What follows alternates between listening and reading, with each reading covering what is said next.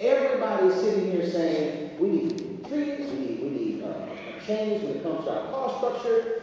We need to have a much better system because you're all of a sudden you have in cities closing down clinics, the people are going to county hospitals, and they're driving the costs up, and the tax rates are going up. We need somehow to fix it, but then all of a sudden it's time to confront the folks and say, hey, don't touch it.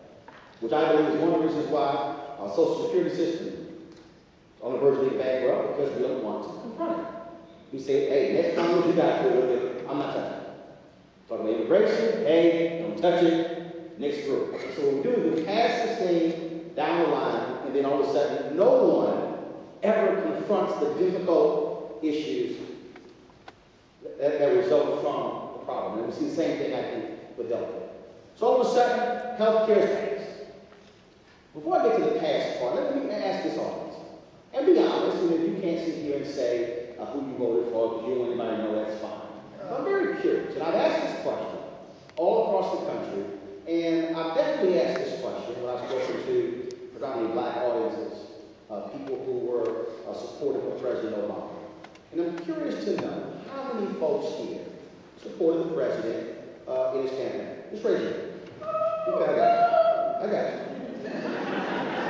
Now, I'm also curious to know how many of you went to one healthcare town hall? Now, do me a favor, put your hands down. Now, how many of you voted or drove up to the polls, wore hats, t-shirts, banners, stickers, buttons, refrigerator magnets, tea cakes, anything in Obama's name? Raise your hand. Now turn around and look around. No, keep your hand raised. And look at all the people who are around you. Now I want you to raise your hand if you went to at least one healthcare town hall. Now look around. Do you now wonder why the opposition framed healthcare reform the way it's framed? See, again, on the night of this election, President Obama used the word we 47 times. And he laid out that I can't do it by myself. And I'll say this here to many of you who raised your hands and said you supported the president. After he was elected, after he was inaugurated, you went home. You became disengaged. You said, he's got it, it's on him, I'm cool, I don't need anything else to do, my man's there, all under control. But between June and July, August, the people who said absolutely no, they were out in full force, they were covered on television, they were organizing, they were mobilizing. The people who said we support the change he's talking about sat silently and watched it happen. And so now they're saying, well, wait a minute, what's going on with the Tea Party folks? What's happening with the Republicans who are saying if they get control of Congress, they will defund health care? Because the people who said we want to vote for that change did not.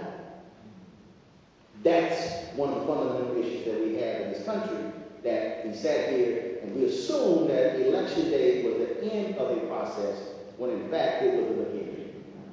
Again, change doesn't take place unless there's the hard work that comes with the change. I remind people all the time, the Montgomery bus boycott was planned to be a one-day boycott that lasts 381 days. If you look at that, 1956, Civil Rights Act and Voting Rights Act did not come around until 8 and 9 years later. Think about it. Montgomery bus boycott, Civil Rights Act, Voting Rights Act, 8 and 9 years later. And so we sit here and say, hey man, it's been 18 months. What's up?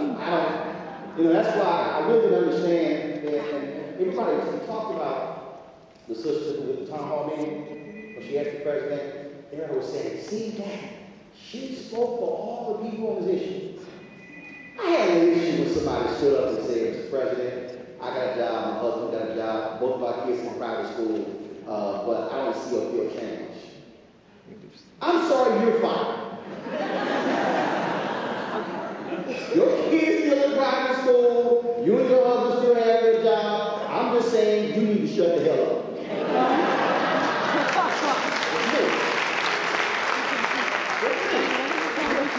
Now, if you didn't have your job, or if you had changed your income, you get to pull your kids out of private school, all of a sudden your life is upended because of the economy. I'm just saying you might want to look at your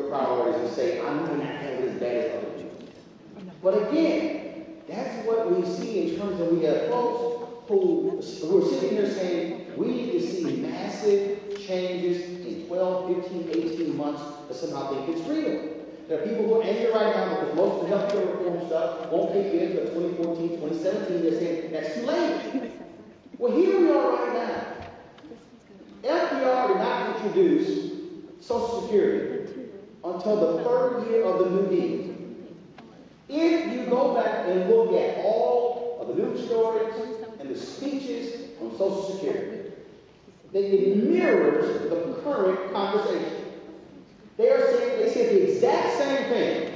We don't know what's going to happen. This is going to bankrupt the country. This is crazy. It will cause people to lose jobs. It will drive companies out of business. It will bankrupt the government. And if you sit here and you ask Americans, what do they think about Social Security? They will say, do not touch my Social Security.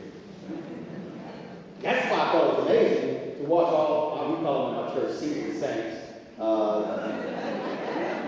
Some people call them old people. We call them seasoned saints. No, seriously. To me, it was laughable to see people sitting there saying, no more government benefits, but don't touch my Medicare. I'm like, hey, that's government.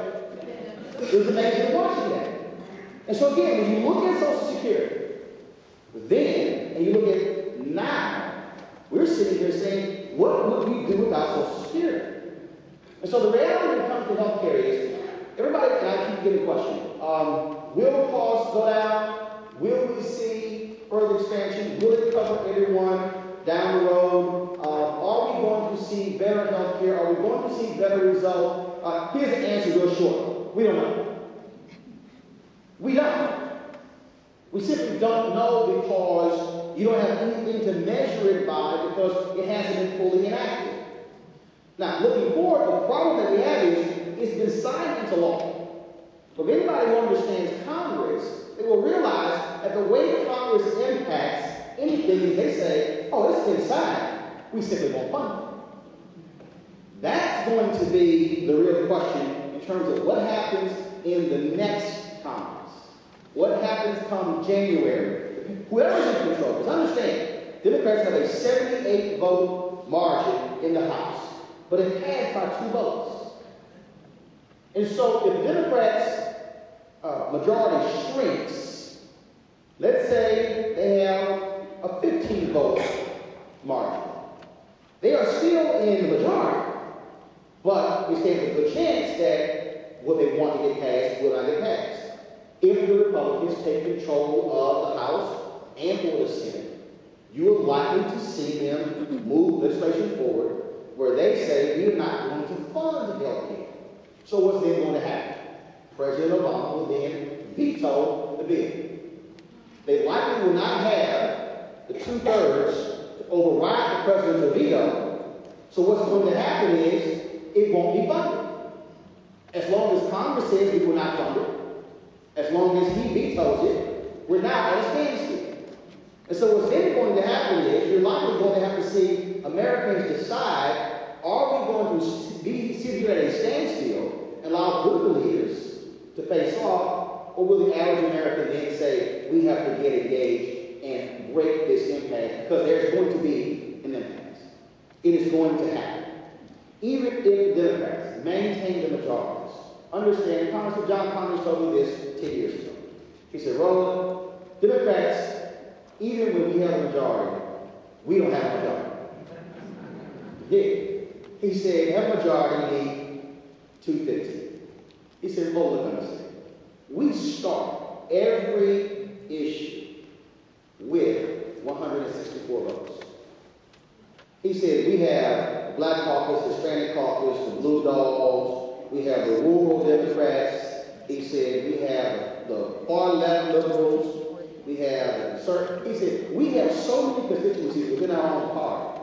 He said that we have to negotiate with our own people just to get to 205. And then we got to go figure out how to go against the Republicans. He says, well, Republicans always start with 205 because they don't have the same type of constituencies in their caucus. And so that's the reality that we're about to face. And so we thought the tough battle was actually getting health care passed. That's not the tough battle.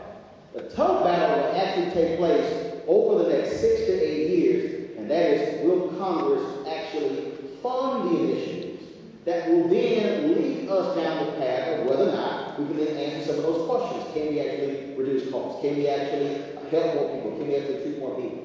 And here's what's also interesting about this whole healthcare debate. Everybody is so fearful, and I get that. But what I have not seen enough are people sitting here saying, wait a minute, what about the amazing opportunities that we can take advantage of as a result? I'll give you an example.